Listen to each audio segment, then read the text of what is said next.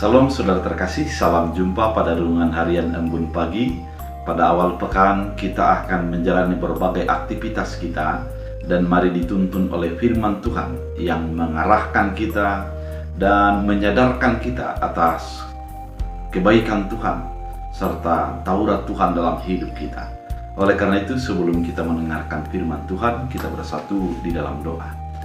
Damai sejahtera Allah yang melampaui segala akal dan pikiran, itulah yang memelihara hati dan pikiranmu dalam Kristus Yesus Tuhan. Amin.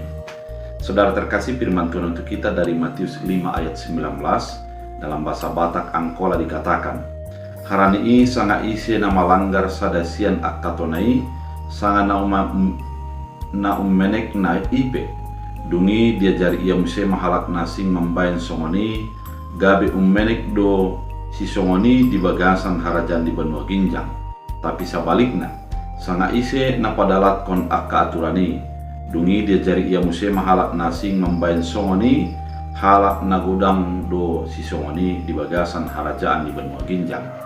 Dalam bahasa Indonesia, karena itu siapa yang meniadakan salah satu dari perintah hukum Taurat, sekalipun yang paling kecil, dan mengajarkannya demikian kepada orang lain, ia akan menduduki tempat yang paling rendah di dalam kerajaan sorga.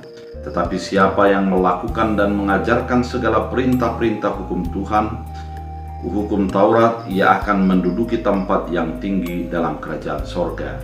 Demikian firman Tuhan. Saudara terkasih di dalam Kristus Yesus, dalam Matius 5 merupakan khotbah di bukit. Artinya bukan hanya tempatnya yang di bukit, namun merupakan puncak dari sebuah pengajaran yang begitu indah daripada Yesus Kristus. Dalam hal ini, Yesus terlebih dahulu mengatakan untuk berbahagia. Dan di sekitarnya ada orang-orang yang bertanya, bagaimana itu bisa terjadi? Dan mereka berharap bahwa Yesus akan datang sebagai meniadakan hukum Taurat. Kemudian dengan santai Yesus mengatakan bahwa dia bukan untuk meniadakan hukum Taurat, tapi untuk memenuhi hukum itu. Kemudian Yesus menerangkan bahwa kalau engkau melihat orang Farisi dan kau belum lebih benar daripada orang Farisi, engkau akan masuk ke dalam maut.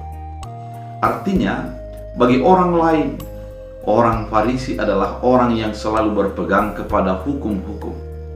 Namun, apabila kita tidak mengetahui hukum itu, tidak seperti orang Farisi, maka kita tidak benar. Namun yang diperlukan adalah lebih lagi daripada orang Farisi, yaitu mengetahui hukum serta melakukan dalam kehidupan kita.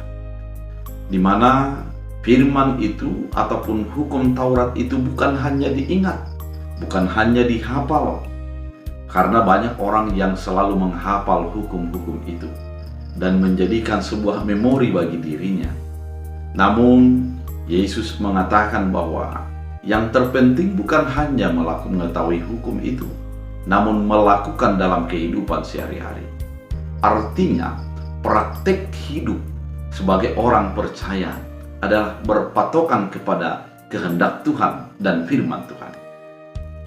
Saudara terkasih dalam Kristus Yesus, ketika orang menganggap kehadiran Yesus adalah untuk meniadakan hukum Taurat, namun Yesus mengatakan, apabila engkau mengetahui hukum Taurat dan menguranginya serta mengajarinya, maka engkaulah yang terkecil dalam kerajaan surga. Artinya, orang percaya harus menghidupi itu, tapi bukan keselamatannya dari situ. Hukum Taurat itu adalah sebagai pagar, artinya batasan-batasan yang harus kita lakukan dan kita berjalan di dalam lingkaran batasan itu. Kemudian hukum itu adalah sebagai cermin, di mana melalui hukum itu kita akan melihat diri kita. Kemudian dengan cermin itu kita akan mengetahui yang mana yang harus dipoles, yang mana harus diperbaharui dalam diri kita.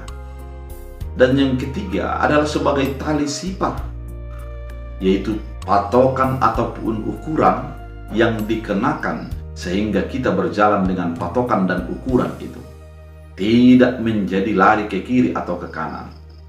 Oleh karena itu begitu pentingnya hukum Taurat itu, di mana kita akan menjadi hidup selaras dengan keinginannya.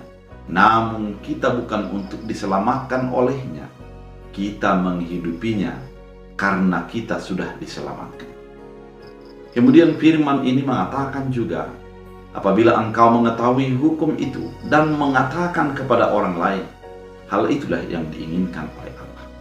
Artinya, ketika kita sudah mengetahui firman, kemudian membagi firman itu kepada orang lain, sehingga orang lain merasakan kehadiran firman itu, itulah yang diinginkan oleh firman Tuhan.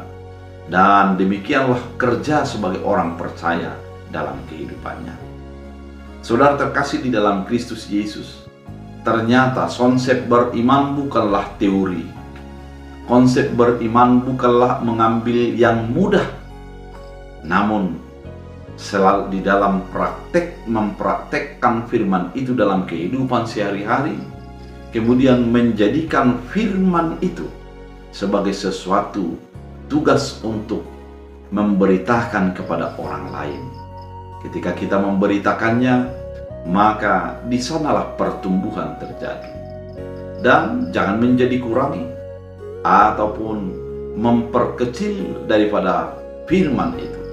Jadikan firman itu menjadi sesuatu yang berjalan sesuai dengan kehendak Tuhan. Artinya saudara terkasih di dalam Kristus Yesus, ternyata kita sebagai orang percaya, meskipun Yesus datang bukan untuk meniadakan Taurat, namun ketika kita hidup di dalam Yesus, maka Taurat itu sudah disempurnakan di dalam Yesus. Kesempurnaan Taurat itu, itulah yang kita lakukan di dalam kehidupan kita. Kesempurnaan firman itu, itulah yang kita nyatakan dan saksikan kepada orang-orang di sekitar kita. Sehingga kita yang sudah diselamatkan, memberitakan keselamatan itu, dan orang lain akan merasakan kebahagiaan dengan firman yang kita nyatakan. Bila firman ini menjadi kekuatan, kita berdoa. Terima kasih Tuhan Yesus atas firman yang begitu indah. Kehadiran Yesus sebagai kesempurnaan firman, bila menjadi bagian daripada hidup kami. Dan jadikan kami memberitakan firman itu sebagaimana Engkau telah menyatakannya, sehingga kami menjadi orang yang berbahagia. Bila firman menjadi kehidupan bagi kami. Dalam Kristus Yesus Tuhan. Amin. Tuhan Yesus memberkati.